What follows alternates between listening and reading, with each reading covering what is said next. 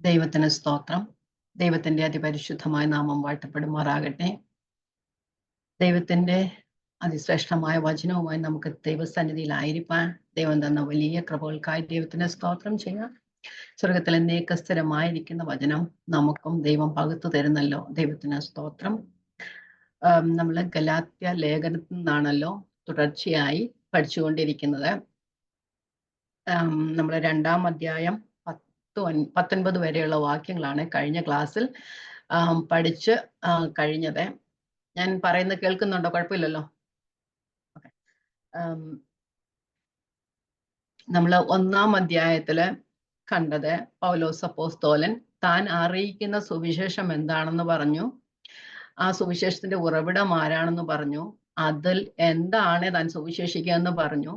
തൻ്റെ ജീവിതം, പഴയ ജീവിതത്തെക്കുറിച്ച് പറഞ്ഞു.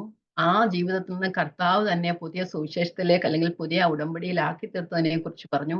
അത് തന്നെ ജാതികളുടെ അപ്പോസ്തലനായി വിളിക്കപ്പെട്ടു. ആ ജാതികളുടെ ഇടയിൽ താൻ സുവിശേഷം അറിയിച്ചത് മൂലം അത് ദൈവനാമ മഹത്വത്തിന് കാരണമായി തീർന്നു എന്ന് പൗലോസ് പറയുന്നു.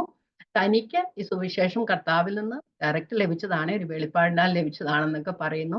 അത് കഴിഞ്ഞ് പൗലോസ് അപ്പോസ്തലൻ പത്രോസുമായി യെരുശലേമിൽ പോയി മീറ്റ് ചെയ്യുന്നതിനെ കുറിച്ച് പറയുന്നു. അതൊരു പേഴ്സണൽ മീറ്റിംഗ് ആയിരുന്നു. ആ തൻ്റെ മാനസാന്തരത്തിന് ശേഷം 14 വർഷങ്ങൾക്ക് ശേഷം താൻ വീണ്ടും യെരുശലേമിലേക്ക് പോവുകയും അവിടെ പ്രമാണികളായവരെ കാണുകയും ഒക്കെ ചെയ്യുന്നു എന്ന് പറഞ്ഞു. പക്ഷെ അവരാരും തന്നെ ഒന്നും പഠിപ്പിച്ചിട്ടില്ല എന്ന് പറഞ്ഞു. അവിടെ ചില പ്രശ്നങ്ങൾ ഉണ്ടായിരുന്നു, അല്ലെ കള്ളസരമ നുഴഞ്ഞു കയറി വന്നിരുന്നു. പക്ഷെ താൻ ആർക്കും വഴിപ്പെട്ടില്ല. സുവിശേഷ സത്യം നമ്മളോട് എന്ന് നിലനിൽക്കേണ്ട താൻ അവർക്ക് വഴിപ്പെട്ടില്ല എന്ന് പറഞ്ഞു. അത് കഴിഞ്ഞ് പീറ്ററുമായിട്ടുള്ള ഒരു സംസാരമാണ് നമ്മൾ കാണുന്നത്. 11-ാമത്തെ വാക്യം മുതല് പത്രോസ് അന്ത്യോക്യയിൽ വന്നപ്പോൾ പത്രോസിൽ കുറ്റം കണ്ടപ്പോൾ താന് പത്രോസിനോട് മറ്റുള്ളവർ കേൾക്കെ എതിർത്ത് നിൽക്കുന്നതായിട്ടാണ് പറഞ്ഞത്. കാരണം മറ്റുള്ളവർ കേൾക്കെ എതിർക്കാനായിട്ട് കാരണം അത് അവർ സുവിശേഷത്തിന്റെ സത്യം അറിഞ്ഞിട്ടും അതിന് നേരെ ചൊവ്വേ നടക്കുന്നില്ല എന്ന് കണ്ടിട്ട്. കാരണം ഒരു പേഴ്സണൽ കാര്യമാണെന്നുണ്ടെങ്കിൽ പേഴ്സണലായിട്ട് വിളിച്ചു പറയാം. പക്ഷെ പത്രോസിന്റെ കൂടെ അനേകർ വീണു പോകാനായിട്ട് ഇടയായി തീർന്നു. അതുകൊണ്ട് പത്രോസിനെ എല്ലാവരും കേൾക്കെ പത്രോസിനോട് പറഞ്ഞ കാര്യങ്ങളെ കുറിച്ചാണ് നാം ഇപ്പോൾ ഇതുവരെ പഠിച്ചുകൊണ്ടിരിക്കുന്നത്. നമ്മൾ 19-ാമത്തെ വാക്യം വരെ പഠിച്ചു. നമ്മള് പത്രോസ് പറഞ്ഞത് പോള് പറഞ്ഞത് ക്രിസ്തുവിലൂടെയുള്ള നീതീകരണത്തിന് ന്യായപ്രമാണത്തിന്റെ ഒരു പ്രവൃത്തിയും ആവശ്യമില്ല. അവിടെ വന്ന ജുഡൈസേഴ്സ് അല്ലെ യഹൂദ മതാനുസാരികൾ അവരെ പറഞ്ഞു പഠിപ്പിക്കാനായിട്ട് ശ്രമിച്ചത് ക്രിസ്തുവിലുള്ള വിശ്വാസം മാത്രം പോരാ രക്ഷയ്ക്ക്, വേറെ ന്യായപ്രമാണത്തിന്റെ കുറെ ചില കാര്യങ്ങളും കൂടെ, പ്രത്യേകിച്ച് പരിച്ഛേദന പോലുള്ള കർമ്മങ്ങളും കൂടെ അനുഷ്ഠിച്ചാൽ മാത്രമേ നീതീകരണം സാധ്യമാകൂ എന്ന് പറഞ്ഞവരെ പഠിപ്പിക്കുകയും അങ്ങനെ ചെയ്തു വന്നപ്പോൾ പൗലോസ് പറയുകയാണ് അതിന്റെ ഒരാവശ്യവുമില്ല. ക്രിസ്തുവിന്റെ വിശ്വാസത്താൽ രക്ഷ. അത് ജാതിയാണേലും യഹൂദനാണേലും എല്ലാവർക്കും ഒരു മാർഗം മാത്രമേ ഉള്ളൂ, വിശ്വാസത്താൽ മാത്രം എന്ന് പറയുന്നു. അപ്പൊ നീതീകരണത്തിന് ക്രിസ്തുവിലെ വിശ്വാസം വേണ്ടി മാത്രം മതിയെന്ന് പറയുന്നു. അങ്ങനെയാണ് യഹൂദനായിരുന്ന ഞാനും ജാതികളായിരുന്ന ഗലാത്യരും ക്രിസ്തുവിങ്കിലേക്ക് വന്നത്, അല്ലെ? അപ്പൊ ആ ഒരു രക്ഷയെക്കുറിച്ചാണ്. ക്രിസ്തുവിലെ വിശ്വാസം മാത്രം മതി, സിമ്പിൾ ഫെയ്ത്ത് മാത്രം മതി. അപ്പം അത് കഴിഞ്ഞ് താൻ പറഞ്ഞു താൻ ക്രിസ്തുവിന് വേണ്ടി തനിക്ക് ലാഭമായിരുന്ന എല്ലാം താന് ക്രിസ്തുവിന് വേണ്ടി ഉപേക്ഷിച്ചു. എന്നിട്ട് പറയുകയാണ് താൻ ഉപേക്ഷിച്ചതിനെ വീണ്ടും താൻ പൊളിച്ചത് വീണ്ടും പണിതാൽ താൻ കുറ്റക്കാരനാകുമെന്ന് പറഞ്ഞു. ക്രിസ്തുവിന് വേണ്ടി ന്യായപ്രമാണത്തെ മുഴുവൻ ഉപേക്ഷിച്ചു. ഇനി ആ ക്രിസ്തുവിനെ കളഞ്ഞിട്ട് ന്യായപ്രമാണത്തിന്റെ കാര്യങ്ങളൂടെ ചേർത്തെടുത്താൽ താൻ അത് ചേർത്ത് വെച്ച് താൻ കുറ്റക്കാരനാകും. എന്നിട്ട് താൻ പറഞ്ഞു ഞാൻ ന്യായപ്രമാണ സംബന്ധമായി മരിച്ചിരിക്കുന്നു. ന്യായപ്രമാണ സംബന്ധമായി താൻ മരിച്ചത് എന്തിനു വേണ്ടിയാ? തനിക്ക് വേണ്ടി മരിച്ച ഒരുത്തിനു വേണ്ടി ജീവിക്കാൻ വേണ്ടിയിട്ടാണ്, ആ ക്രിസ്തുവിന് വേണ്ടി ജീവിക്കാൻ വേണ്ടിയാണ് താൻ ന്യായപ്രമാണ സംബന്ധമായി മരിച്ചിരിക്കുന്നത് എന്ന് പറഞ്ഞു. നമുക്ക് ഇനി 19-ാമത്തെ വാക്യം 20-ാമത്തെ വാക്യം വായിക്കാം. 20-ാമത്തെ വാക്യം. ഞാൻ ക്രിസ്തുവിനോട് കൂടെ ക്രൂശിക്കപ്പെട്ടിരിക്കുന്നു. ഇനി ജീവിക്കുന്നത് ഞാനല്ല, ക്രിസ്തു അത്രേ എന്നിൽ ജീവിക്കുന്നു. ഇപ്പോൾ ഞാൻ ജഡത്തിൽ ജീവിക്കുന്നതോ എന്നെ സ്നേഹിച്ചു എനിക്ക് വേണ്ടി തന്നെത്താൻ ഏൽപ്പിച്ചു കൊടുത്ത ദൈവപുത്രങ്കലുള്ള വിശ്വാസത്താൽ അത്രേ ജീവിക്കുന്നത്. എല്ലാവർക്കും സുപരിചിതമായ ഒരു വാക്യമാണ് അതല്ലേ. നമ്മള് അതിന്റെ ബാക്ക്ഗ്രൗണ്ട് ഒന്നും അറിയാതെ തന്നെ നമ്മൾ എപ്പോഴും പറയുന്ന ഒരു വാക്യം, ഞാൻ ക്രിസ്തുവിന് വേണ്ടി ക്രൂശിക്കപ്പെട്ടിരിക്കുന്നു എന്നുള്ള വാക്യം. ഇവിടെ പൗലോസ് പറയുന്നത് ക്രൂശിക്കപ്പെട്ടവനായ ക്രിസ്തുവിനെയാ പറയുന്നത്. അപ്പൊ ക്രൂശിക്കപ്പെട്ടവനായ ക്രിസ്തു, ആ സുവിശേഷത്തിന്റെ തന്നെ കേന്ദ്ര ബിന്ദു എന്ന് പറയുന്നത് ക്രൂശിക്കപ്പെട്ട ക്രിസ്തുവാണ്. ക്രൂശില്ലാത്ത ക്രിസ്തുവും ശരിയല്ല, ക്രിസ്തുവില്ലാത്ത ക്രൂശും ശരിയല്ല. എന്നോടെ പറയാം, ക്രിസ്തുവില്ലാത്ത ക്രൂശും ശരിയല്ല, ക്രൂശില്ലാത്ത ക്രിസ്തുവും ശരിയല്ല. ക്രൂശും ക്രിസ്തുവും, ക്രൂശിക്കപ്പെട്ട ക്രിസ്തു, ആ സുവിശേഷത്തിന്റെ നമ്മുടെ ക്രിസ്ത്യാനിറ്റിയുടെ തന്നെ അടിസ്ഥാനം എന്ന് പറയുന്ന ക്രൂശിക്കപ്പെട്ട ക്രിസ്തുവാ അല്ലെ. എങ്ങനെയാ ക്രൂശിക്കപ്പെട്ട ക്രിസ്തു ക്രിസ്ത്യാനിത്വത്തിന്റെ അല്ലെങ്കിൽ നമ്മുടെ വിശ്വാസത്തിന്റെ അടിസ്ഥാനമാകുന്നത്? ഇപ്പോൾ പ്രസംഗിക്കുന്നതും കേൾക്കുന്നതും ഒക്കെ ക്രൂശില്ലാത്ത ക്രിസ്തുവിനെ അല്ലെ, അങ്ങനെയുള്ള ക്രിസ്തു. അങ്ങനെയല്ല, നമുക്ക് വേണ്ടി ക്രൂശിക്കപ്പെട്ട ക്രിസ്തുവാണ് ക്രിസ്ത്യാനിത്വത്തിന്റെ അടിസ്ഥാനം. ക്രിസ്തു ക്രൂശിൽ മരിച്ചില്ലായിരുന്നു എങ്കിൽ ക്രിസ്ത്യാനിറ്റിക്ക് ഒരു അടിസ്ഥാനവും ഇല്ലായിരുന്നു അല്ലെ.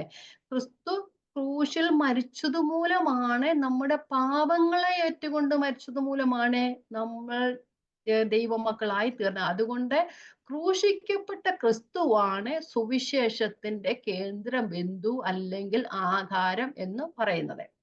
വായിച്ചാൽ നമുക്ക് കൊലോസ്യർ 2:13-14 വാക്യങ്ങൾ. അറിയാവുന്ന വാക്യങ്ങളാ. പ്രസംഗം കേൾക്കുമ്പം ക്രൂശില്ലാത്ത ക്രിസ്തുവിനെ കേൾക്കുമ്പോൾ നമുക്ക് മനസ്സിലാകണം ഇത് ശരിയല്ല എന്ന്. ഓക്കെ, കൊലോസ്യർ 2:13-14-15. അതിക്രമങ്ങളിലും നിങ്ങളുടെ ജഡത്തിന്റെ അഗ്രചർമ്മത്തിലും മരിച്ചവരായിരുന്ന നിങ്ങളെയും അവൻ അവനോട് കൂടെ ജീവിപ്പിച്ചു.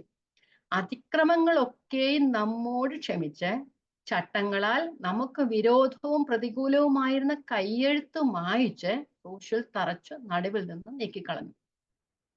വാഴ്ചകളെയും അധികാരങ്ങളെയും ആയുധവർഗം വെപ്പിച്ച് ക്രൂശിൽ അവരുടെ മേൽ ജയോത്സവം കൊണ്ടാടി അവരെ പരസ്യമായ കാഴ്ചയാക്കി.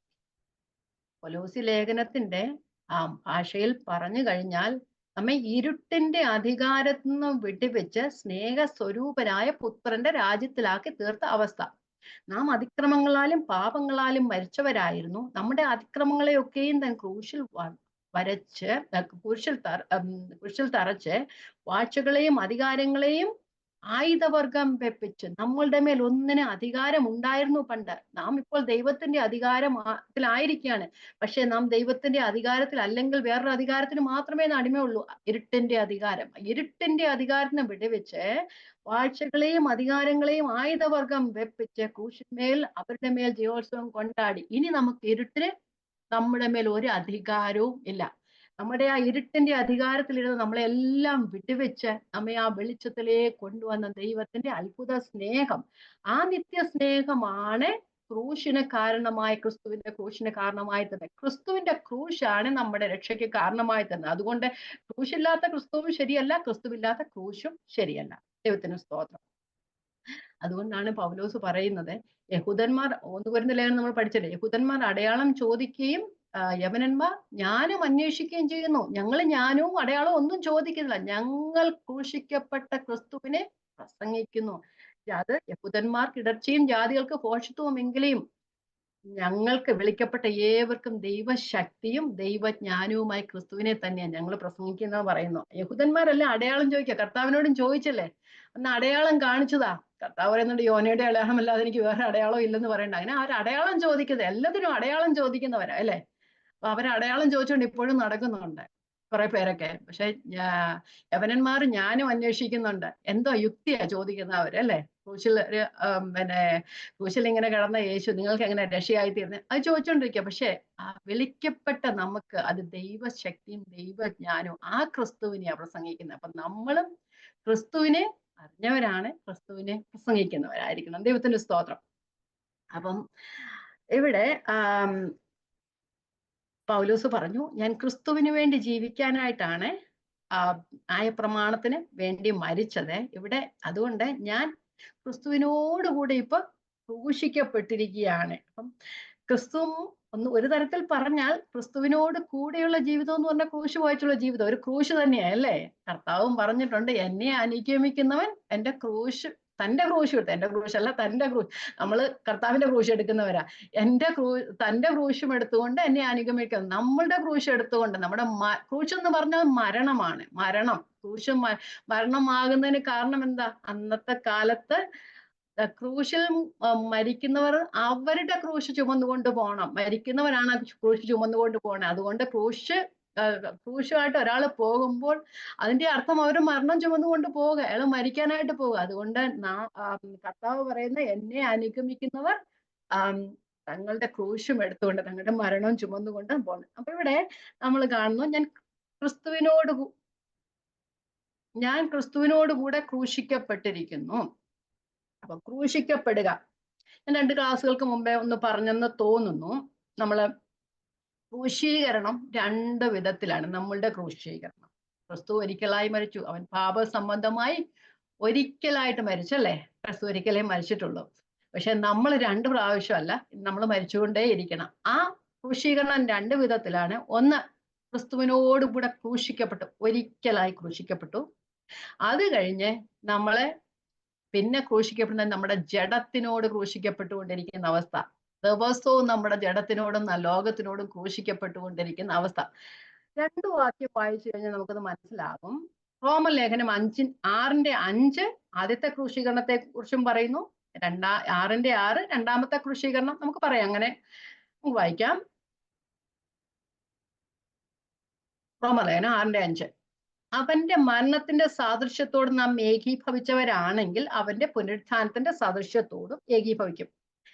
യേശു ക്രൂശിൽ മരിച്ചപ്പോൾ നാം ക്രിസ്തുവിനോട് കൂടെ മരിച്ചു എന്ന് പറഞ്ഞാൽ, നാം പറഞ്ഞു നമ്മുടെ പാപത്തെ ആ ക്രൂശിൽ തറച്ചു. നമ്മുടെ പാപങ്ങളൊക്കെ കർത്താവ് തന്റെ ശരീരത്തിൽ വഹിച്ച് നമുക്ക് വേണ്ടി പാപമായി തീർന്നു. നമ്മുടെ ന്യായപ്രമാണ പ്രകാരമുള്ള നമ്മുടെ പാപം ചെയ്യുന്നവൻ മരണശിക്ഷ മരണമാണ് അതിന്റെ ആത്യന്തിക ഫലം എന്ന് പറയുന്ന ശിക്ഷ.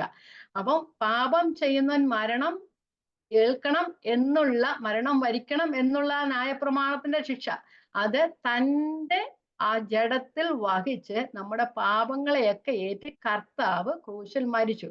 അപ്പം കർത്താവ് ക്രൂശിൽ മരിച്ചു. അങ്ങനെ നാം നമ്മുടെ പാപങ്ങളെ ഏറ്റുകൊണ്ട് കർത്താവ് ക്രൂശിൽ മരിച്ചു എന്ന് വിശ്വസിക്കുമ്പോൾ നാം അവനോട് കൂടെ മരിച്ചു എന്നാണ് വചനം പറയുന്നത്. അപ്പൊ നമ്മുടെ പാപങ്ങൾ കർത്താവ് ഏറ്റെടുത്തെന്ന് വിശ്വസിച്ച് നാം അവനോടുകൂടെ മരിച്ചു.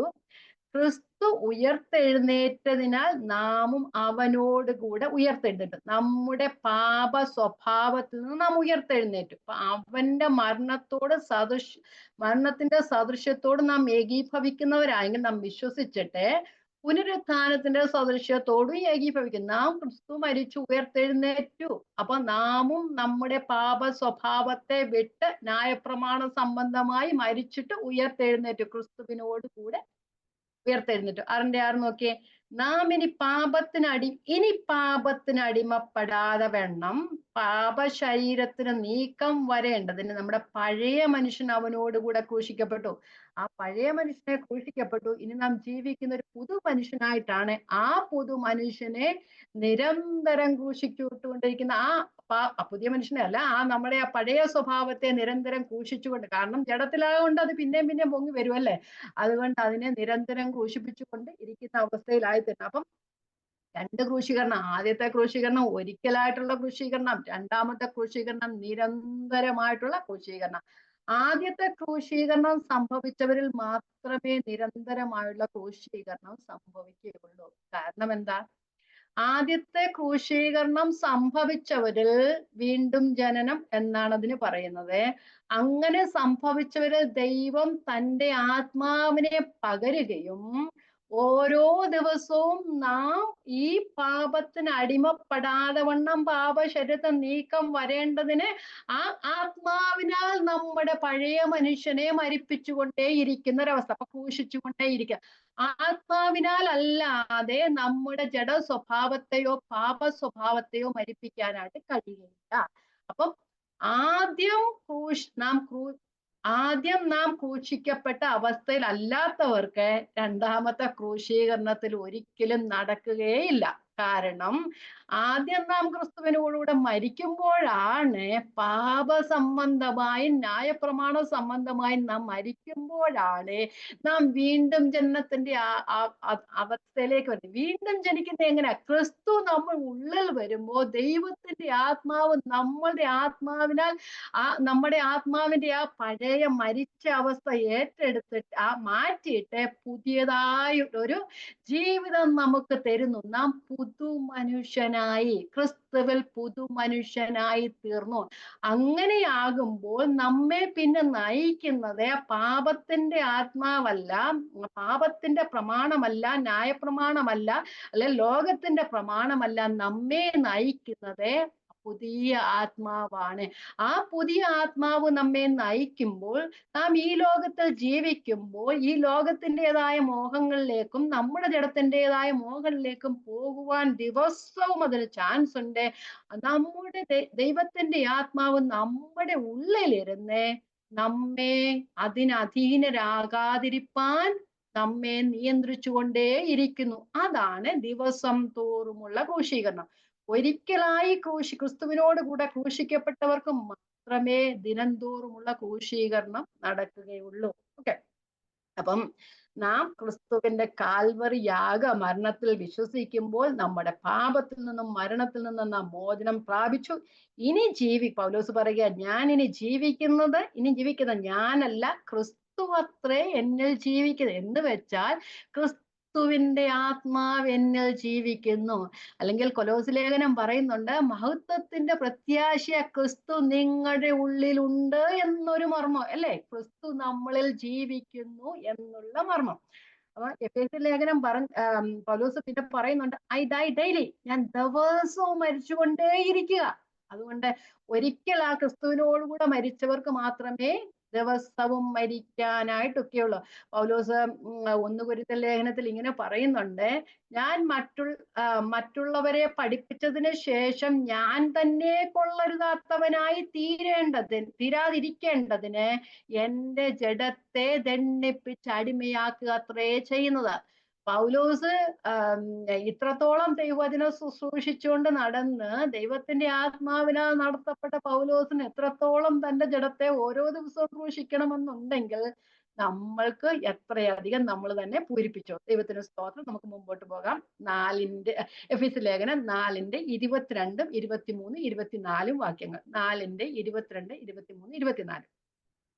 മുമ്പിലത്തെ നടപ്പ് സംബന്ധിച്ച് ചതിമോഹങ്ങളാൽ വഷളായിപ്പോയ പഴയ മനുഷ്യനെ ഉപേക്ഷിച്ച് നിങ്ങളുടെ ഉള്ളിലെ ആത്മാവ് സംബന്ധമായി പുതുക്കം പ്രാപിച്ച സത്യത്തിന്റെ ഫലമായ നീതിയിലും വിശുദ്ധിയിലും ദൈവാനുരൂപമായി സൃഷ്ടിക്കപ്പെട്ട പുതുമനുഷ്യനെ ധരിച്ചുകൊള്ളുവിൻ.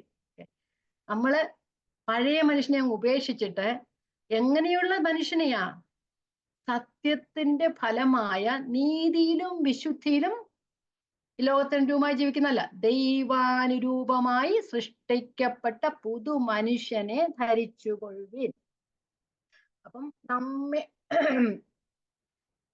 എന്നിലുള്ള പഴയ മനുഷ്യൻ മരിച്ചു, ദൈവാനുരൂപമായ ഒരു പുതിയ മനുഷ്യൻ എന്നിൽ ബലപ്പെട്ടു. അത് എന്നിൽ നിർമ്മിക്കപ്പെട്ടു. അത് ക്രിസ്തുവിന്റെ ക്രൂശുമരണം മൂലമാ. ക്രിസ്തു നമ്മളുടെ പാപങ്ങളെ തന്റെ ജഡത്തിൽ ഏറ്റെടുത്ത് നമുക്ക് വേണ്ടി പാപമായി ശാപമായി തീർന്നതിനാൽ മാത്രമാണ് നമുക്കത് അങ്ങനെയാകുവാൻ കഴിഞ്ഞത്. അങ്ങനെ ആയപ്പോൾ നാം നമ്മുടെ പഴയ മനുഷ്യനെ ക്രൂശിൽ വെച്ചിട്ട് ആ ക്രിസ്തുവിന്റെ ആത്മാവിനാൽ നമുക്കൊരു പുതിയ മനുഷ്യൻ നമ്മുടെ ഉള്ളിൽ സൃഷ്ടിക്കപ്പെട്ടു. ആ പുതുമനുഷ്യനെ പിന്നെ നയിക്കുന്നത് ലോകത്തിന്റെ ഒന്നും ആത്മാവല്ല, ദൈവത്തിന്റെ ആത്മാവാണ് നമ്മെ നയിക്കുന്നത്. റോമാലേഖനം 8:9, 10 പറയുന്നുണ്ട്, നിങ്ങളോ ദൈവത്തിന്റെ ആത്മാവ്. റോമാലേഖനം 8:9, 10. നിങ്ങളോ ദൈവത്തിന്റെ ആത്മാവ് നിങ്ങളിൽ വസിക്കുന്നു എങ്കിൽ ജഡ സ്വഭാവമുള്ളവരല്ല, ആത്മസ്വഭാവമുള്ളവരത്രേ. ക്രിസ്തുവിന്റെ ആത്മാവില്ലാത്തവൻ അവനുള്ളവനല്ല. ക്രിസ്തു നിങ്ങളിൽ ഉണ്ടെങ്കിലോ ശരീരം പാപം നിമിത്തം മരിക്കേണ്ടതെങ്കിലും ആത്മാവ് നീതി നിമിത്തം ജീവനാകുന്നു. കാരണം പാപം നിമിത്തം നമ്മുടെ ശരീരം എങ്ങനെയാലും മരിക്കേണ്ടതാ. ഇതിനി ഒരു പിന്നെ മരണമില്ലാതൊന്നും ഇരിക്കത്തില്ല, എങ്ങനെയാണേലും നമ്മൾ മരിക്കേണ്ടതാ. പക്ഷെ നമ്മുടെ ആത്മാവ് നീ നിമിത്തം നിത്യജീവന് വേണ്ടി ഒരുക്കിയിരിക്കുന്നതാണ്. അതുകൊണ്ട് ദൈവത്തിന്റെ ആത്മാവ് നമ്മളിൽ വസിക്കുന്നു എങ്കിൽ നാം ജഡ സ്വഭാവമുള്ളവരല്ല, ആത്മ സ്വഭാവമുള്ളവരാണ്. നാം നമ്മെ ദൈവം സ്നേഹിച്ചത് കൊണ്ട്, ക്രിസ്തു നമ്മെ സ്നേഹിച്ചത് കൊണ്ടാണ് അവൻ നമുക്ക് വേണ്ടി മരിച്ചത്. ക്രിസ്തു നമ്മെ സ്നേഹിച്ചത് കൊണ്ടാണ് അവൻ നമുക്ക് വേണ്ടി മരിച്ചത്. അങ്ങനെയല്ലേ പറയുന്നേ?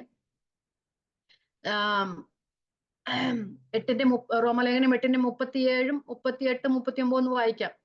നാമോ നമ്മെ സ്നേഹിച്ചവൻ മുഖാന്തരം ഇതിലൊക്കെയും പൂർണ്ണ ജയം പ്രാപിക്കുന്നു. മരണത്തിനോ ജീവനോ ദൂതന്മാർക്കോ വാഴ്ചകൾക്കോ അധികാരങ്ങൾക്കോ ഇപ്പോഴുള്ളതിനോ വരുവാനുള്ളതിനോ ഉയരത്തിനോ ആഴത്തിനോ മറ്റ് യാതൊരു സൃഷ്ടിക്കോ നമ്മുടെ കർത്താവായ യേശു ക്രിസ്തുവിലുള്ള ദൈവ സ്നേഹം നമ്മെ വേർപിരിപ്പാൻ കഴിവില്ല എന്ന് ഉറച്ചിരിക്കുന്നു. അപ്പൊ കർത്താവ് നമ്മൾക്ക് വേണ്ടി മരിച്ചു, നമ്മളെ സ്നേഹിച്ച്.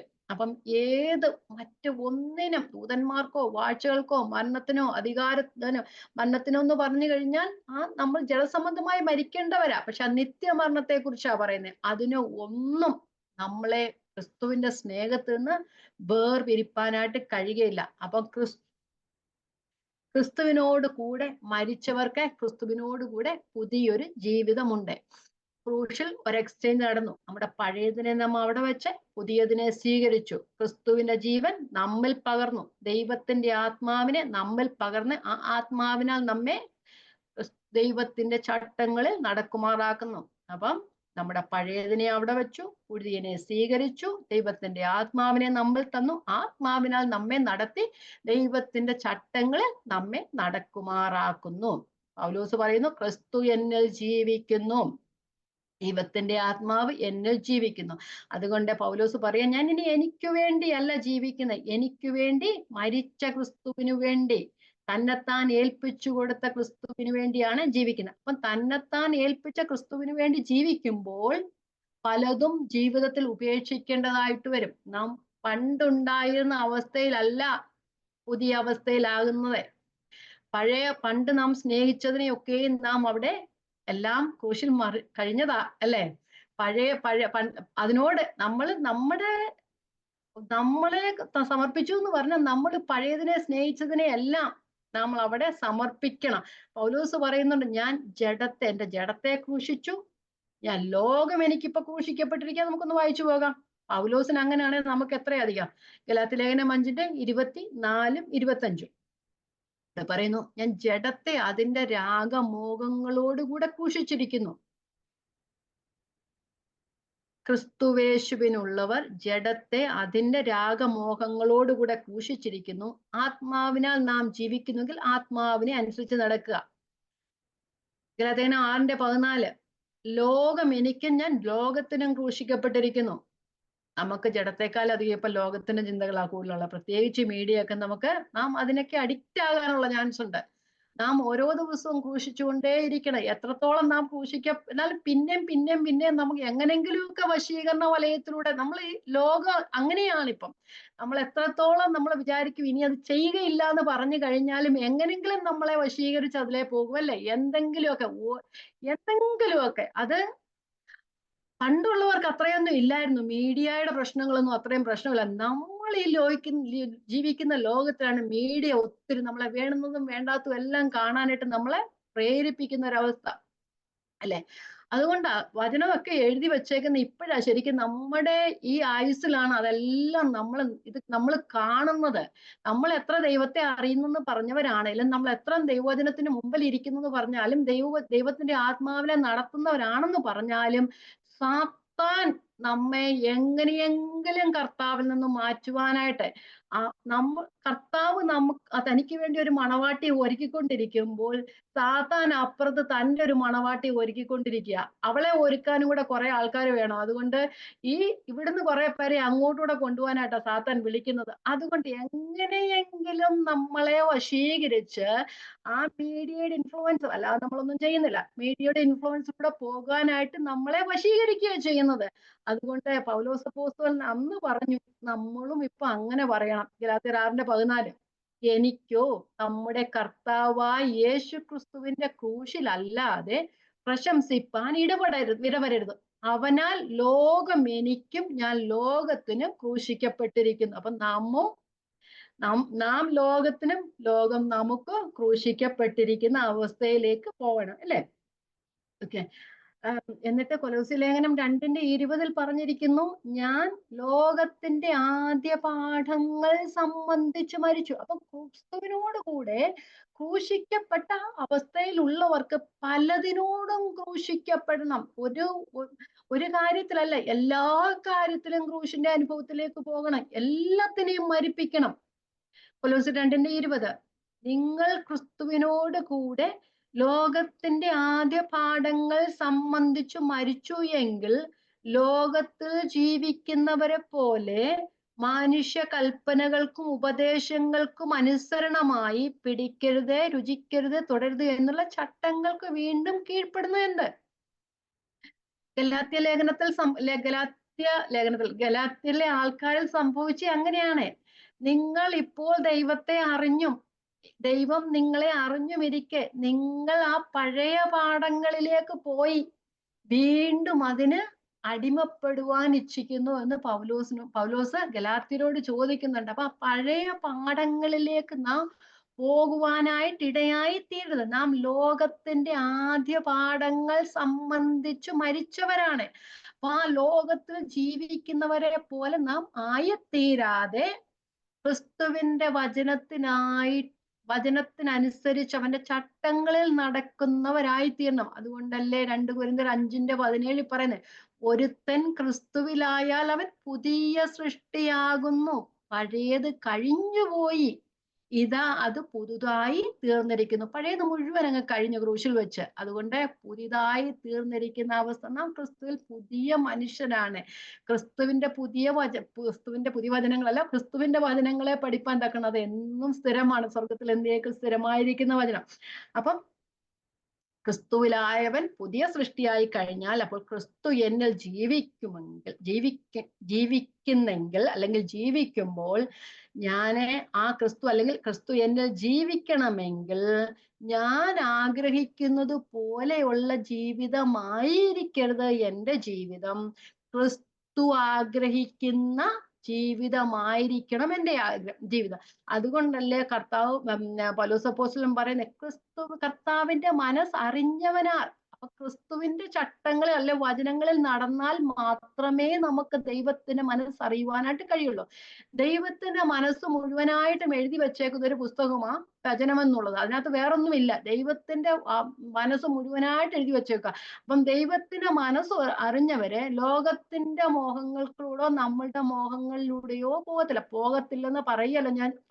കംപ്ലീറ്റ് ആയിട്ട് മാറാൻ ബുദ്ധിമുട്ടാ. എങ്കിലും ദൈവത്തിന്റെ ആത്മാവ് നമ്മളിലിരുന്ന് നമ്മെ ഓരോ ദിവസവും ദൈവത്തിന്റെ ചട്ടങ്ങൾ അല്ലെങ്കിൽ വചനങ്ങൾ അനുസരിപ്പാൻ പ്രാർത്ഥിക്കും. നമ്മള് മറ്റുള്ളതിലേക്ക് പോകാനായിട്ട് തിരിയുമ്പോൾ അത് നല്ലതല്ല എന്ന് പറഞ്ഞ് നമ്മളെ വീണ്ടും വീണ്ടും ദൈവത്തിങ്കിലേക്ക് തിരിച്ചു കൊണ്ടുവരുവാനാണ് ദൈവത്തിന്റെ ആത്മാവിനെ നമുക്ക് നൽകിയിരിക്കുന്നത്. കാരണം നമ്മ ആത്മാവിനെ നൽകിയിരിക്കുന്നത് എന്തിനാ? നാം ക്രിസ്തുവിനോടുകൂടെ ഒരിക്കലാകേണ്ടതാണ്. ക്രിസ്തുവിന്റെ മണവാട്ടിയെ നമ്മെ വിവാഹ നിശ്ചയം ചെയ്തിരിക്കുന്നതാണ്. അതിന്റെ ആദ്യ ഗഡുവായിട്ടാണ്, അച്ചാരമായിട്ടാണ് പരിശുദ്ധാത്മാവ് നമുക്ക് തന്നിരിക്കുന്നത്. എഫെസ്യ ലേഖനം 1:3 ഇങ്ങനെ പറയുന്നു, സ്വർഗത്തിലെ സകല ആത്മീയ അനുഗ്രഹങ്ങൾ നിങ്ങൾ നയിച്ചു നിങ്ങൾ അവന്റെ സന്നിധിയിൽ വിശുദ്ധരും നിഷ്കളങ്കരുമാകേണ്ടതിന്. അതാണ് നമ്മളെ കുറിച്ച് ദൈവത്തിന്റെ ആത്യന്തികമായ ലക്ഷ്യം. നാം വിശുദ്ധരും ഈ കളങ്കമുള്ള ലോകത്തിൽ നമുക്ക് വിശുദ്ധരും നിഷ്കളങ്കരുമായി നടക്കാൻ ഒരിക്കലും സാധ്യമല്ല. ഒരിക്കലും സാധ്യമല്ല.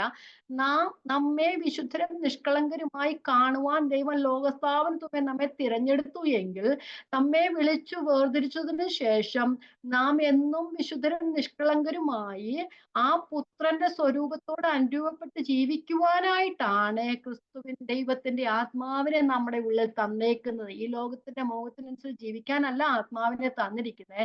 ക്രിസ്തുവിന് അനുരൂപപ്പെട്ട് നാം ജീവിക്കണം. പുത്രന്റെ മണവാട്ടിയാണ് നാം, അല്ലെ? ഒരു മണവാട്ടി തന്റെ മണവാളിന് വേണ്ടി എത്രയോ ഒരുങ്ങും. അതുപോലെ നമ്മെ ഒരുക്കുകയാണ് പരിശുദ്ധാത്മാവ് നമ്മുടെ ഉള്ളിലിരുന്ന്. നമ്മളെ ഒരുക്കുന്ന ശുശ്രൂഷയാണ് പരിശുദ്ധാത്മാവിനുള്ളത്.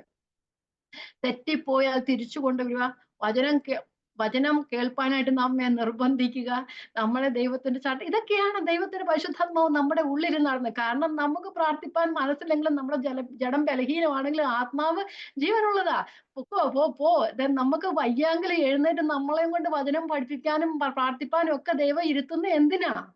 അത് ഒരുങ്ങാൻ വേണ്ടിയിട്ടാ. ഓരോ ദിവസവും നാം മണവാട്ടിയായിട്ട് ഒരുങ്ങാൻ വേണ്ടിയിട്ടാ ദൈവം പരിശുദ്ധാത്മാവിനെ നമ്മുടെ കയ്യിൽ തന്നേക്കുന്നത്.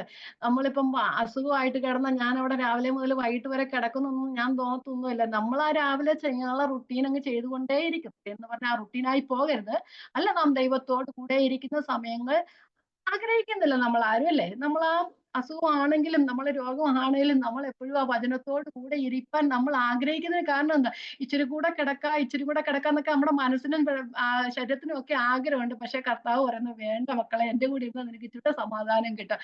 അപ്പൊ അങ്ങനത്തെ ദൈവത്തിന്റെ ആത്മാവാ നമ്മളെ ചെയ്യുന്നത്. നമ്മൾ ശരിക്കും നമ്മളിപ്പം എന്തെങ്കിലും ഉണ്ടെങ്കിൽ നമുക്ക് പല പ്രശ്നങ്ങളും നമുക്ക് നമ്മളെ മാറ്റിക്കൊണ്ട് ദൈവവചനത്തിൽ ഇരിക്കുന്നതിന് എതിരായിട്ട് നമ്മുടെ ജീവിതത്തിൽ പല പ്രശ്നങ്ങളും ഉണ്ടാകാം, അല്ലെ? ആ സാഹചര്യങ്ങൾ അനുകൂലമല്ലാതിരിക്കാം. പക്ഷെ ഈ സാഹചര്യങ്ങളെ എല്ലാം അനുകൂലമാക്കി ദൈവം അതിന്റെ ആത്മാവ് നമ്മെ നടത്തും. ദൈവം നമുക്ക് തരാത്ത ഒരു സമയവുമില്ല. ഒരു നിമിഷം പോലും നാം ദൈവത്തിന്റെ സന്നിധിയിൽ ഏകാഗ്രതയോടെ ഇരിക്കണമെങ്കിൽ നമുക്ക് ദൈവത്തിന്റെ ആത്മാവിനാലേ നടത്തുള്ളൂ. നമുക്കറിയാം, നമ്മൾ ദൈവത്തിന് മുമ്പിൽ 2, 3, 4, 5 മണിക്കൂറൊക്കെ ഇരിക്കും. ആ ഒരു ഇരിക്കണമെങ്കിൽ ദൈവം നമുക്ക് സാഹചര്യം അനുകൂലമാക്കി, നമുക്കൊരു ഫോൺ കോൾ പോലും വരാതെ ദൈവം നമ്മെ കാക്കുന്നത്. ചിലവർക്ക് ഫോൺ എടുത്തിട്ട് വെച്ചിട്ട് സംസാരിക്കാതെ ഇരുന്നിട്ട് സമയമില്ല. എപ്പോഴും ഫോണില ബഹളമാ. കുഞ്ഞുങ്ങളുടെ കാര്യങ്ങൾ കഴിഞ്ഞിട്ട് സമയമില്ല. വീട്ടിലെ രാവിലെ മുതൽ വൈകിട്ട് വരെ അടുക്കള പരിപാടി എല്ലാം കഴിഞ്ഞിട്ട് സമയമില്ല. ഒന്നിനും സമയമില്ല. ജോലിയാണ് ജോലി മുഴുവന്. അല്ലെങ്കിൽ മറ്റുള്ള കാര്യങ്ങളെല്ലാം ഇങ്ങനെ എല്ലാത്തിലും വ്യാപൃതരായിരിക്കും, അല്ലെ? പക്ഷേ നമുക്ക് സ്വസ്ഥമായിട്ട് ദൈവത്തിന്റെ വചനം പഠിക്കുവാൻ നമുക്ക് പ്രാപ്തരാക്കി തീർക്കുന്ന, നമുക്ക് പ്രശ്നങ്ങളൊന്നും ഇല്ലാഞ്ഞിട്ടല്ല, പ്രശ്നങ്ങളുടെ കൂമ്പാരമാ എന്നാലും ഉണ്ട്. പക്ഷെ അതെല്ലാം കഴിഞ്ഞിട്ടും നമ്മെ ദൈവസന്നിധിയിൽ ഇരുത്തുന്നത് നമ്മിലൊരു ആത്മാവിനെ ദൈവം തന്നിരിക്കുന്നത്. നമ്മുടെ പ്രവൃത്തിയൊന്നും അല്ല. പൗലോസ് പറയുന്നു, ഞാൻ ആയിരിക്കുന്ന ദൈവത്തിന്റെ കൃപയാലാകുന്നു. എന്നിട്ട് പൗലോസ് പറയുന്നുണ്ട്, ഞാൻ അപ്പോസ്തലന്മാരിൽ ഏറ്റവും ചെറിയവനല്ലോ, ദൈവസഭയെ ഉപദ്രവിച്ചതിന് അപ്പോസ്തലൻ എന്ന് പേരിന് യോഗ്യനുമല്ല. ഞാൻ ആയിരിക്കുന്ന ദൈവത്തിന്റെ കൃപയാലാകുന്നു. എന്നോട് കൂടെയുള്ള അവന്റെ കൃപ വൃഥാവായിട്ടുമില്ല. എങ്കിലും അവരെല്ലാവരെക്കാളും ഞാൻ അത്യന്തം അധ്വാനിച്ചിരിക്കുന്നു. അത് ഞാനല്ല, എന്നിലുള്ള ദൈവകൃപയെ അത്രയും. നമ്മളൊന്ന് ആലോചിച്ച് നോക്കേ. നമ്മുടെ സമകാലികരായ, അല്ലെ, നമ്മളുടെ കൂടെയുള്ള നമ്മുടെ ഫ്രണ്ട്സിനെ നോക്കിയേ, നമ്മുടെ റിലേറ്റീവ്സിനെ നോക്കിയേ, അവരൊക്കെ എങ്ങനെയാ അവരുടെ ജീവിതവും സമയവും ചെലവാക്കുന്നത്? നമ്മൾ എങ്ങനെയാ നമ്മുടെ ജീവിതം ചെലവാക്കുന്നത്? ഇത് നമ്മുടെ മിടുക്കൊന്നും അല്ല, ദൈവത്തിന്റെ കൃപ മാത്രമാണ്.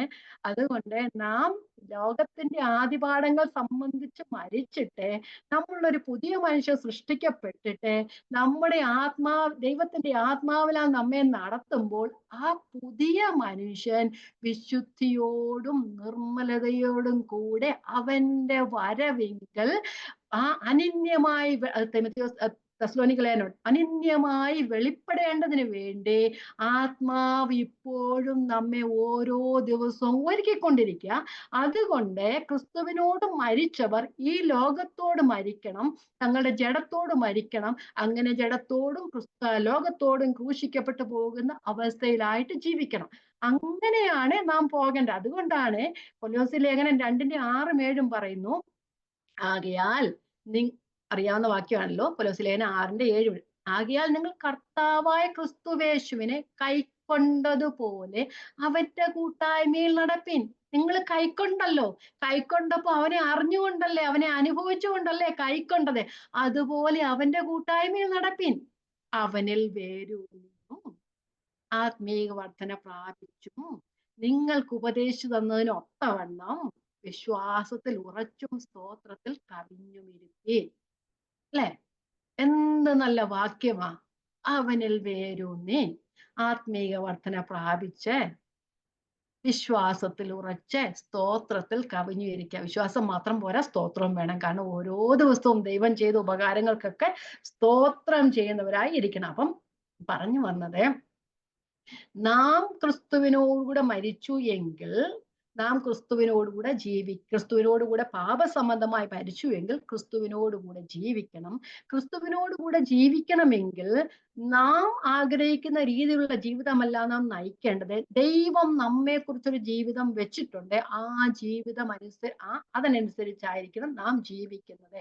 കാരണം നമ്മുടെ ആത്മീകമായ ജീവന്റെ ഉറവിടം നാം അല്ല, ക്രിസ്തുവാണ്. അപ്പൊ ക്രിസ്തു നമ്മിൽ ഉണ്ടെങ്കിൽ, ക്രിസ്തു നമ്മിൽ ജീവിക്കണമെങ്കിൽ നാം ക്രിസ്തുവിന് ഇഷ്ടമുള്ള ജീവിതമായിരിക്കണം നടത്തുക. അല്ലെ? താൻ പറയുന്നു, പൗലോസ് പറയുന്നു, ഞാൻ ക്രിസ്തുവിനോട് ക്രൂശിക്കപ്പെട്ടിരിക്കുന്നു, ഇനി ജീവിക്കുന്ന ഞാനല്ല, ക്രിസ്തു അത്ര എന്നിൽ ജീവിക്കുന്നു. ഞാൻ ഇപ്പോൾ ജഡത്തിൽ ജീവിക്കുന്നത് എന്തുകൊണ്ടാ? എന്നെ സ്നേഹിച്ച് എനിക്ക് വേണ്ടി തന്നെത്താൻ ഏൽപ്പിച്ചു കൊടുത്ത ദൈവപുത്രനുള്ള വിശ്വാസത്താൽ അത്രേ ജീവിക്കുന്നത്. അപ്പം ഞാൻ ദൈവപുത്രനുള്ള വിശ്വാസത്തിൽ ജീവിക്കണമെങ്കിൽ ഞാൻ ക്രിസ്തുവിനെ പ്രസാദിപ്പിച്ചുകൊണ്ടുള്ള ജീവിതമായിരിക്കണം. റോമാലേഖനം 8:12-13. റോമാലേഖനം 8:12-13. ആകയാൽ സഹോദരന്മാരെ, നാം ജഡത്തെ അനുസരിച്ച് ജീവിക്കണം. ജഡത്തിനല്ല കടക്കാരാകുന്നത്. നിങ്ങൾ ജഡത്തെ അനുസരിച്ച് ജീവിക്കുന്നു എങ്കിൽ നിങ്ങൾ മരിക്കും നിശ്ചയം. ആത്മാവിനെ ശരീരത്തിന്റെ പ്രവൃത്തികളെ മരിപ്പിക്കുന്നു എങ്കിൽ നിങ്ങൾ ജീവിക്കും. ദൈവാത്മാവ് നടത്തുന്നവർ ദൈവത്തിന്റെ മക്കളാകുന്നു. അപ്പം ദൈവത്തിന്റെ മക്കൾ മാത്രമേ ദൈവാത്മാവിന് നടത്തപ്പെടുകയുള്ളൂ. അപ്പൊ ക്രിസ്തുവിനോട് കൂടെ നാം ജീവിക്കണമെങ്കിൽ ദൈവാത്മാവിനാൽ നടത്തപ്പെടണം. നമ്മുടെ ഇഷ്ടം അനുസരിച്ചല്ല, ക്രിസ്തുവിന്റെ ഇഷ്ടം അനുസരിച്ച് നാം നടക്കണം. റോമാലേഖനം മുഴുവൻ ഇങ്ങനെയാണ് പറയുന്നത്. നമ്മള് പാപസംബന്ധമായി മരിച്ചവർ അല്ലെ? റോമാലേഖനം 6:10 മുതലുള്ള വാക്യങ്ങൾ ഞാൻ വായിച്ചു വിടുന്നതേ ഉള്ളൂ. കുറച്ച് 2-3 വാക്യങ്ങൾ. എപ്പോഴും ഞാൻ അവിടെ കൊണ്ട് അവസാനിപ്പിക്കാൻ നിങ്ങൾക്ക് എല്ലാവർക്കും അറിയാം. അതെ, അത് നമ്മൾ എപ്പോഴും കേൾക്കേണ്ട കാര്യങ്ങൾ, എപ്പോഴും വായിക്കേണ്ട കാര്യങ്ങളും തന്നെയാണത്. റോമർ 6:10. അവൻ മരിച്ചത് പാപസംബന്ധമായി, ഒരിക്കലായിട്ട് മരിച്ചു. അവൻ ജീവിക്കുന്നതോ ദൈവത്തിന് ജീവിക്കും. വലിയ എന്താ പറയുന്നത്, തിയോളജി ഒന്നും പറഞ്ഞിട്ടൊന്നും കാര്യമില്ല. ഇതെല്ലാം ഡെയിലി ലൈഫാ. ആ ഡെയിലി ലൈഫ് അനുസരിച്ച് ഇപ്പൊ എനിക്കും ഇത് എന്നോടും സംസാരിക്കുന്നത്, നിങ്ങളോടല്ല, എന്നോടും കൂടെ സംസാരിക്കുന്നത്. നമുക്ക് എല്ലാവർക്കും പ്രയോജനമുള്ളതാ. ഓക്കെ. ഓക്കെ. അവൻ മരിച്ചത് പാപസംബന്ധമായി ഒരിക്കലായി മരിച്ചു, ജീവിക്കുന്നു, ദൈവത്തിന് ജീവിക്കുന്നു. ക്രിസ്തു മരിച്ചു ദൈവത്തിന് പാപസംബന്ധമായി. ആരുടെ പാപസംബന്ധമായ? നമ്മുടെ പാപസംബന്ധമായി മരിച്ചു, ജീവിക്കുന്നു, ദൈവത്തിന് ജീവിക്കുന്നു.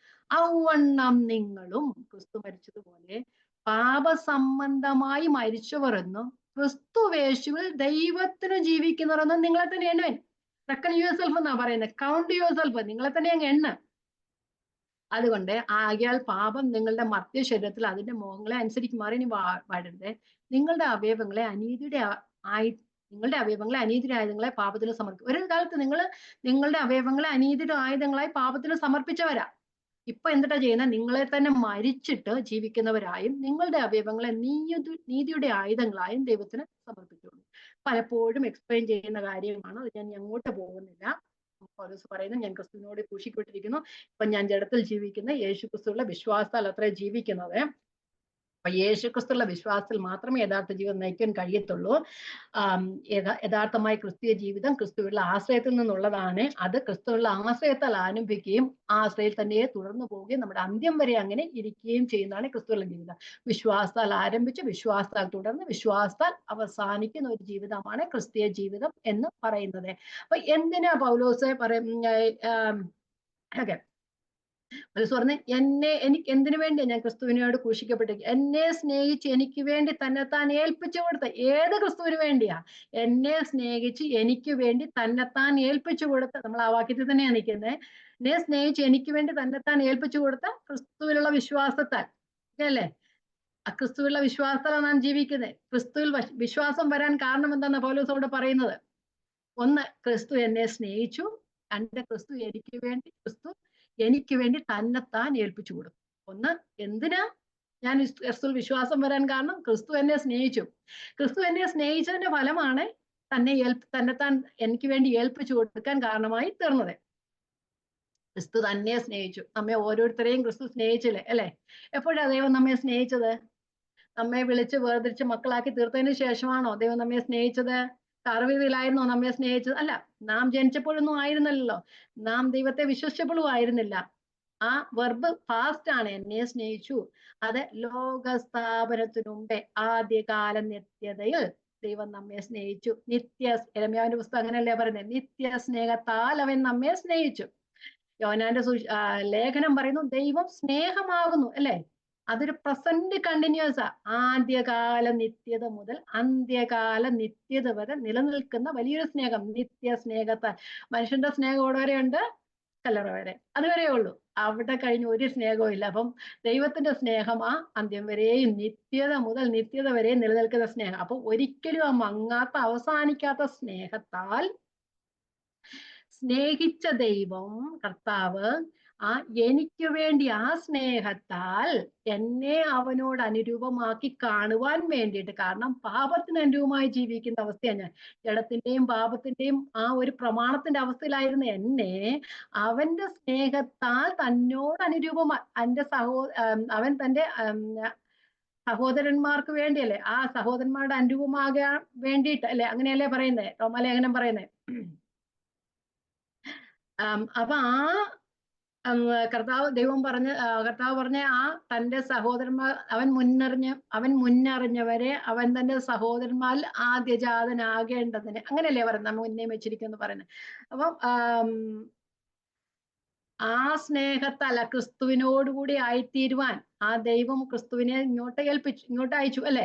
അപ്പൊ ആ ക്രിസ്തു നമ്മോടുള്ള സ്നേഹത്താൽ തന്നെത്താൻ ഏൽപ്പിച്ചു കൊടുത്തു. ആ സാക്രിഫിഷ്യൽ ലവ് എന്ന് പറയുന്നത് തനിക്ക് വേണ്ടി അല്ലെ നമുക്ക് വേണ്ടി തന്നെത്താൻ മരണത്തിന് ഏൽപ്പിച്ചു കൊടുത്തു. എങ്ങനെയുള്ള മരണത്തിന്?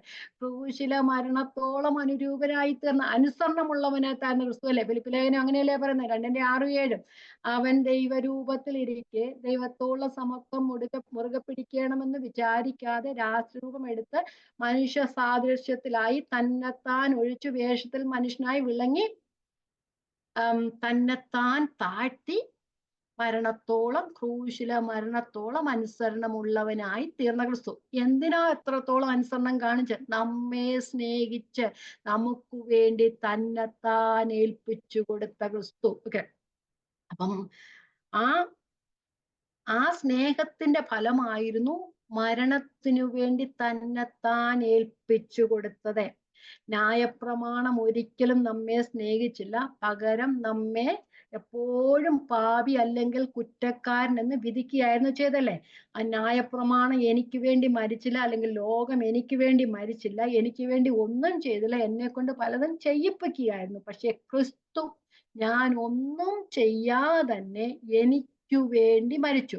ക്രൂശിൽ കിടന്ന് പറഞ്ഞു തെറ്റലസ്റ്റായി സകലവും നിവർത്തിയായി എന്ന് പറഞ്ഞപ്പോൾ എനിക്കു വേണ്ടി ആ നിത്യജീവന് വേണ്ടി ഒരുക്കേണ്ടത് സകലവും നിവർത്തിയായി. ആദമ്യ പാപം മൂലം മരിച്ച എന്നെ വീണ്ടെടുക്കുവാൻ വേണ്ടി ആദ്യകാല നിത്യതയിൽ പിതാവും പുത്രനും പരിശുദ്ധാത്മാവും തന്നെ ഇരിക്കുമ്പോൾ മനുഷ്യനെ വീണ്ടെടുപ്പിന് വേണ്ടി ദൈവം എന്തൊക്കെ നിയമിച്ചുവോ അതെല്ലാം പുത്രൻ ആ ക്രൂശിൽ ഞാൻ വരുന്നു എന്ന് പറഞ്ഞുകൊണ്ട് കർത്താവ് ആ ക്രൂശിൽ ഏറി തന്നെത്താൻ ഏൽപ്പിച്ചു കൊടുത്ത് ക്രൂശിത മരണത്തോളം അനുസരണമുള്ളവനായി തന്നു. അവിടെ കിടന്നിട്ട് കർത്താവ് പറഞ്ഞു എല്ലാം നിവർത്തിയായി എന്ന് പറഞ്ഞപ്പോൾ മനുഷ്യന്റെ വീണ്ടെടുപ്പിനു വേണ്ടിയുള്ളത് സകലതും ക്രൂശിൽ നിവർത്തിയായി. അപ്പോൾ അങ്ങനെ എനിക്ക് വേണ്ടി സകലവും നിവർത്തിയാക്കിയ പുത്രൻ, അത് എന്നെ സ്നേഹിച്ചത് കൊണ്ട് മാത്രം, എന്നെ രക്ഷിപ്പാൻ വേണ്ടി മാത്രം. നാം എല്ലാവരും പറയും ദൈവം മനുഷ്യനെ രക്ഷിക്കും. വേണ്ട, അങ്ങനെ പറയണ്ട. മനുഷ്യനെ രക്ഷിക്കാൻ വേണ്ടിയാ, പക്ഷെ എന്നെ രക്ഷിപ്പാൻ വേണ്ടി. എല്ലാവരെയും രക്ഷിച്ച് ദൈവം എന്നെ രക്ഷിച്ചില്ല എന്ന് ഞാൻ ഈ പറഞ്ഞിട്ട് വാല്യം വല്ലതും ഉണ്ടോ? എന്നെ രക്ഷിപ്പാൻ വേണ്ടി, എന്റെ പാപങ്ങളെ മോചിച്ച് എന്നെ ദൈവ പൈതലാക്കുവാൻ വേണ്ടി, അല്ലെ, എന്നെ സ്നേഹിച്ചു എനിക്ക് വേണ്ടി തന്നെത്താൻ ഏൽപ്പിച്ചു കൊടുത്ത യേശു. അതുകൊണ്ട് യേശു പാപികളെ രക്ഷിപ്പാൻ ലോകത്തിലേക്ക് വന്നു എന്ന വിശ്വാസം എല്ലാവരും വിശ്വസിപ്പാൻ യോഗ്യവുമായ കാര്യം തന്നെയല്ലേ. ആ പാപികളിൽ ഞാൻ ഒന്നാമനെന്ന് പൗലോസ് പറഞ്ഞതുപോലെ നമുക്കും പറയാം, ആ പാപികളിൽ നാമും ഒന്നാമത്തവരായിരുന്നു. പൗലോസ് പറയുന്നു ഗലാത്യ 2:20 നാം വായിച്ച വാക്യം, ഞാൻ ക്രിസ്തുവിനോട്, നമുക്കും പറയാം, അങ്ങനെ വായിക്കാം, നാം ക്രിസ്തുവിനോടുകൂടെ ക്രൂശിക്കപ്പെട്ടിരിക്കുന്നു, ഞാൻ ക്രിസ്തുവിനോടുകൂടെ ക്രൂശിക്കപ്പെട്ടിരിക്കുന്നു, ഇനി ജീവിക്കുന്ന ഞാനല്ല, ക്രിസ്തു അത്രേ എന്നിൽ ജീവിക്കുന്നു. ഇപ്പോൾ ഞാൻ ജഡത്തിൽ ജീവിക്കുന്നതോ എന്നെ സ്നേഹിച്ച് എനിക്ക് വേണ്ടി തന്നെത്താൻ ഏൽപ്പിച്ചു കൊടുത്ത ദൈവപുത്രനുള്ള വിശ്വാസത്താൽ അത്രേ ജീവിക്കുന്നത്. നമ്മുടെയും ഓരോ ദിവസവും അങ്ങനെ ആയിരിക്കണം അല്ലേ. അതിനു വേണ്ടി നമ്മെ തന്നെ, നമുക്ക് ദൈവത്തിന്റെ കരങ്ങൾ, ക്രിസ്തുവിനോടുകൂടെ ക്രൂശിക്കപ്പെട്ട അവസ്ഥയിൽ എന്നും ജീവിക്കാനുള്ള അവസ്ഥയിൽ നമ്മെ തന്നെ ദൈവത്തിന്റെ കരങ്ങൾ ജീവിക്കാം, ക്രിസ്തുവിന് വേണ്ടി ജീവിക്കാം. ക്രിസ്തു നമ്മൾ വെളിപ്പെടണം, ക്രിസ്തു നമ്മൾ വളരണം, നാം ക്രിസ്തുവിന് അനുരൂപമായി ജീവിക്കണം. ഓക്കെ, 21-ാമത്തെ വാക്യം.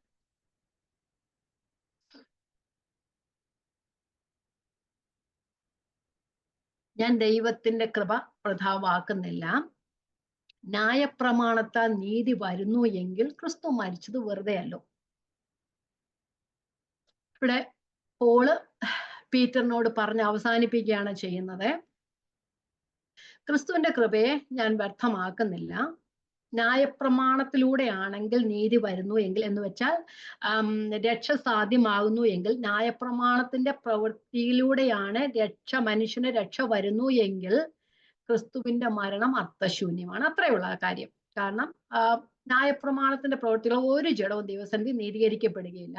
അങ്ങനെയാണ് ന്യായപ്രമാണത്താണെങ്കിൽ രക്ഷ വരുന്നുവെങ്കിൽ ക്രിസ്തുവിന്റെ ആ ക്രൂശ് വ്യർത്ഥമാണ്, ക്രിസ്തു ക്രൂശിൽ മരിച്ച അർത്ഥശൂന്യമാണ്. ആർക്കും ക്രിസ്തുവിന്റെ മരണത്തിലൂടെ ഒരു പ്രയോജനവുമില്ല. താൻ അതുകൊണ്ട് തന്റെ സ്റ്റാൻഡ് അങ്ങ് വ്യക്തമാക്കിയാണ് ചെയ്യുന്നത്. ഞാൻ ദൈവത്തിന്റെ കൃപ വൃഥാവാക്കുന്നില്ല. ന്യായപ്രമാണത്താൽ നീതി വരുന്നുവെങ്കിൽ ക്രിസ്തു മരിച്ചു വെറുതെയല്ലോ. അതുകൊണ്ട് ന്യായപ്രമാണത്തിന്റെ പ്രവൃത്തികൾ ആരും ദൈവത്തിന്റെ നീതീകരിക്കപ്പെടുക, ദൈവം ക്രിസ്തുവിലൂടെയാണ് മനുഷ്യനെ നീതീകരിക്കുന്നത്. ന്യായപ്രമാണത്തെ ബിഗ് നോയാണ്. കഴിഞ്ഞ ക്ലാസ്സിൽ ഞാൻ പറഞ്ഞൊരു ബിഗ് നോ ഇല്ല, ഒരിക്കലുമല്ല. ദൈവം ഒരേ ഒരു കാര്യം മാത്രമേ ഉള്ളൂ, ദൈവം ക്രിസ്തുവിലൂടെയാണ് മനുഷ്യനെ നീതീകരിക്കുന്നത്. POC ബൈബിൾ ഒന്ന് വായിച്ചിട്ട് നമുക്ക് 2 വാക്യം വായിച്ചിട്ട് നമുക്ക് അവിടെ നിർത്താം. ദൈവത്തിന്റെ കൃപ ഞാൻ നിരാകരിക്കുന്നില്ല. നിയമത്തിലൂടെയാണ് നീതി വരുന്നതെങ്കിൽ ക്രിസ്തുവിന്റെ മരണത്തിന് നീതീകരണം ഒന്നുമില്ല.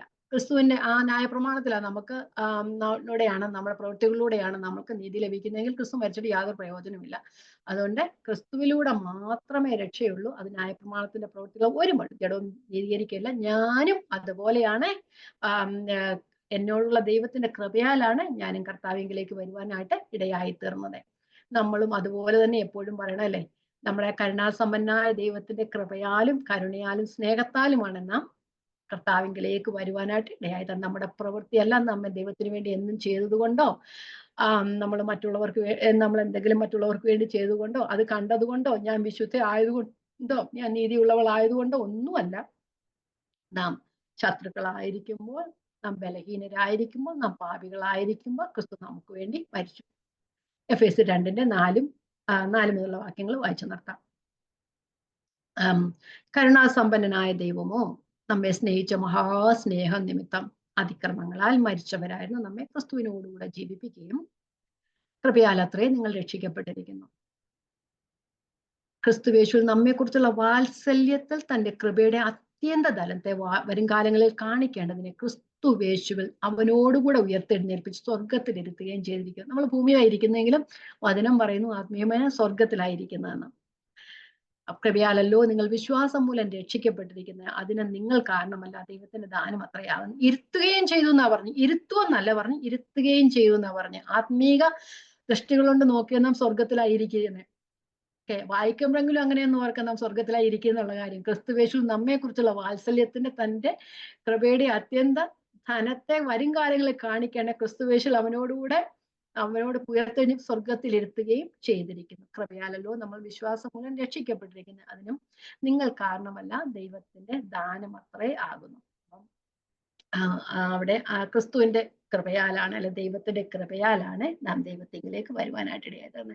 അപ്പൊ 11 മുതൽ 21 വരെയുള്ള വാക്യങ്ങള് പൗലോസും പത്രോസും തമ്മിലുള്ള ആ സംസാരമായിരുന്നു. വലിയ എന്താ സുഖകരമല്ലാത്ത ഒരു സംസാരമായിരുന്നല്ലേ. പക്ഷെ അത് ക്രിസ്തീയ ഗോളത്തിന് ഭയങ്കര ഒരു അർത്ഥമുള്ള സംഭാഷണമായിരുന്നു. അത് ശരിക്കും പൗലോസും പത്രോസും കൂടെ പൗലോസ് പത്രോസിനെ അങ്ങോട്ട് മാറ്റി നിർത്തി വെച്ച് പറഞ്ഞാൽ ആർക്കേലും പ്രയോജനം വരുമായിരുന്നോ? ഇല്ല. പക്ഷെ അത് അങ്ങനെ ചെയ്യാതെ പരസ്യമായി ചെയ്തുകൊണ്ടുള്ള പ്രയോജനം എന്തുവാ? പൗലോസിന്റെ ജീവിതത്തിൽ തന്നെ സത്യത്തിന് വേണ്ടി നിലകൊള്ളുവാനായിട്ട് ഇടയാക്കി തീർന്നു അല്ലേ. ആ സത്യത്തിനെ സുവിശേഷത്തെ മുറുകെ പിടിക്കാൻ, ആ കാണുന്നവർക്കും അത് മുറുകെ പിടിക്കാനായിട്ട് ഇടയായി തീർന്നു. മറ്റുള്ള മുമ്പിൽ തുറന്നു കാണിക്കുക സുവിശേഷത്തെ അല്ലേ. അതുപോലെ വ്യാജത്തിനെതിരെ പ്രതികരിക്കാനും സാധിച്ചു. അതുപോലെ തന്നെ ബർന്നബാസ് ഒക്കെ കപ്പത്തിൽ പോയെങ്കിലും ബർന്നബാസിനും ആ കൂടെയുള്ള യഹൂദന്മാർക്കും ഒക്കെ പൗലോസിനെ അനുകരിക്കാനായിട്ട് പിന്നെ ഇടയായി തീർന്നു. പൗലോസ് തെസ്സലോനിക്കയിലെ ഞങ്ങൾ നടക്കുന്നത് പോലെ നിങ്ങളും നടപ്പീൻ എന്നല്ലേ പറയുന്നത്. അപ്പൊ ആ ഒരു അവരുടെ അവരെല്ലാം തിരിഞ്ഞു വരുവാനായിട്ട് ഇടയായി തീർന്നു. പത്രോസിന്റെ ജീവിതത്തിൽ നമ്മൾ നോക്കിക്കഴിഞ്ഞാല് താൻ ചെയ്തത് തെറ്റാണെന്ന് പത്രോസിന് മനസ്സിലായി. അത് അവിടെ എഴുതി വെച്ചിട്ടില്ലെങ്കിലും 2 പത്രോസിന്റെ ലേഖനം മുഴുവന് എന്തുവാ എഴുതി വെച്ചേക്കുന്നത്? വ്യാജ ഉപദേഷ്ടാക്കന്മാർക്കെതിരെയുള്ള ഒരു പോരാട്ടമാണ് അല്ലെ, ഒരു എഴുത്താണത്. അതും നമുക്ക് മനസ്സിലാകും. അതുകൊണ്ട് പത്രോസിന് ഒരു മാനസാന്തരം വന്നു. അക്കാര്യത്തില് പത്രോസിന്റെ ജീവിതത്തിന് മാറ്റം വന്നു. അതുപോലെ തന്നെ ഗലാത്യ വിശ്വാസികൾക്ക് മാറ്റം വന്നു. കാരണം അവരുടെ വിശ്വാസം ഉറയ്ക്കാനായിട്ട് കാരണമായി തന്നു. അവരെ കുറച്ചു നേരത്തേക്ക് അവരോട് കൂടെ യോജിപ്പിച്ച് കൊണ്ടുപോയിട്ട് കുറച്ചു നേരം അവരെ മാറ്റി നിർത്തുമ്പോൾ അവർക്കൊരു വലിയ വിഷമമായിരുന്നല്ലേ. അപ്പൊ അവരുടെ വിഷമമൊക്കെ മാറി അവരും ക്രിസ്തുവിൽ ഉറയ്ക്കുവാനായിട്ട്, വിശ്വാസത്തിൽ ഉറയ്ക്കാനും ക്രിസ്തുവിലെ സ്വാതന്ത്ര്യം അവരും അനുഭവിക്കാനായിട്ട് ഇടയായി തീർന്നു. ഇനി നമുക്കുള്ള പ്രയോജനം എന്തുവാ? നമ്മള് സുവിശേഷത്തിന്റെ സത്യം എന്താണെന്ന് മനസ്സിലാക്കാനേ പഠിച്ചു. ഇപ്പോഴും നാം സുവിശേഷം നിലനിൽക്കാൻ കാരണമായി തീർന്ന പൗലോസിന്റെ ലേഖനങ്ങളല്ലേ. പൗലോസിന് 13 ലേഖനങ്ങള് നമുക്ക് എഴുതി തന്നു. അനേക സഭകൾ സ്ഥാപിച്ചു. അനേകർ ദൈവത്തിങ്കിലേക്ക് വന്ന് നാമും ഇപ്പം ആ സുവിശേഷത്തിൽ നിൽക്കാനായിട്ട് കാരണം ആ സുവിശേഷത്തിന്റെ സത്യം അനുസരിച്ച് ചൊവ്വേ നടക്കാത്തവരെ പിന്തിരിച്ച് അവരെ മാനസാന്തരത്തിലേക്ക് നയിക്കുകയും അതിനെതിരായി പോരാടുന്നവരോട് എതിർത്ത് നിൽക്കുകയും ചെയ്ത് സുവിശേഷ സത്യത്തെ പൗലോസ് മുറുകെ പിടിച്ചത് കൊണ്ട് ആ സുവിശേഷ സത്യം ഇന്നും നിലനിൽക്കുന്നത്. പൗലോസിനെ പോലെയുള്ള അനേകർ, ഇത് പൗലോസ് ഒരു എക്സാമ്പിൾ പറഞ്ഞിരിക്കുന്നെങ്കിൽ അതേപോലെയുള്ള അനേക സുവിശേഷത്തിന് വേണ്ടി, ആ സുവിശേഷത്തിന് എതിരായ പ്രവർത്തനങ്ങൾക്കെതിരെ അവര് വായി തുറന്നത് കൊണ്ട് ജീവിതം മരണം വരെ അനുഭവിച്ച എല്ലാവരും കുറെ പേര് രക്തസാക്ഷികളായി തീർന്നു. അങ്ങനെയൊക്കെ അവര് രക്തസാക്ഷികളായി തീർന്നത് കൊണ്ടാണ് നാമും ഇപ്പോൾ ദൈവത്തിലായിരിക്കാനായിട്ട് ഇടയായി തീർന്നത്. അപ്പോൾ ആ ഒരു സുഖകരമല്ലാത്ത ഒരവസ്ഥ, വലിയ 2 അപ്പോസ്തലന്മാർ തമ്മിലുള്ള ഏറ്റുമുട്ടല്, അത് എല്ലാവർക്കും ഒരു അനുഗ്രഹത്തിന് ആയി തീർന്നു. കാരണം ആള് മാറിയപ്പം, സാധാരണ ഒരു വിശ്വാസി മാറിപ്പോയി ആണെങ്കിൽ ആ വിശ്വാസിക്ക് മാത്രമേ പ്രശ്നം വരത്തുള്ളൂ, അല്ലെ കുടുംബത്തിന് മാത്രമേ പ്രശ്നം വരത്തുള്ളൂ. പക്ഷെ ഒരു ലീഡർ തെറ്റിക്കഴിഞ്ഞാൽ അവരോട് കൂടെയുള്ള എല്ലാവരും തെറ്റാനായിട്ടിടെ. ഈവൻ നമ്മൾ കാണുന്നുണ്ട്, ബർന്നബാസ്, പൗലോസിനോട് കൂടെ നടന്ന ബർന്നബാസ് പോലും അവരുടെ കപടത്താൽ പോവാനിടയായി തീർന്നു. യഹൂദന്മാർ, കുറെ അവരോട് കൂടെ യഹൂദന്മാർ പോവാനിടയായിരുന്നു. ഒരു കൂട്ടത്തെയാ വലിച്ചഴിച്ചുകൊണ്ട് പോകുന്നത് അല്ലേ. അപ്പൊ അങ്ങനെ പോയത് കൊണ്ട് അപ്പൊ അങ്ങനെ പോയവരെ തിരിച്ചു മാനസാന്തരത്തിലേക്ക് കൊണ്ടുവരുവാൻ വേണ്ടി പൗലോസ് എല്ലാവരുടെയും മുമ്പിൽ വെച്ച് പത്രോസിനോട് സംസാരിക്കുകയാണ് ചെയ്തത്. അത് എല്ലാവർക്കും ഒരു പ്രയോജനകരമായി തന്നു. നമുക്കും അത് പ്രയോജനകരമായി തന്നു. ദൈവത്തിന്റെ വചനത്തിന് മാത്രം അനുസരിച്ചു നടക്കുക. സത്യം അറിഞ്ഞാൽ പോരാ, സത്യം അറിഞ്ഞതിൽ മുറുകെ പിടിച്ചുകൊണ്ട് ജീവിക്കണം. പലർക്കും സത്യം അറിയാം, എങ്കിലും സുവിശേഷം സത്യം അനുസരിച്ച് ചൊവ്വേ നടക്കുന്നില്ല. അറിയാമെങ്കിലും നടപ്പ് ശരിയല്ലല്ലേ. അപ്പൊ നമ്മളും ആ സത്യം അനുസരിച്ച് മുമ്പേ നടക്കണം. നമ്മൾ ആ കൊലോസ്യ ലേഖനത്തിൽ വായിച്ച വാക്യം അത് തന്നെയല്ലേ.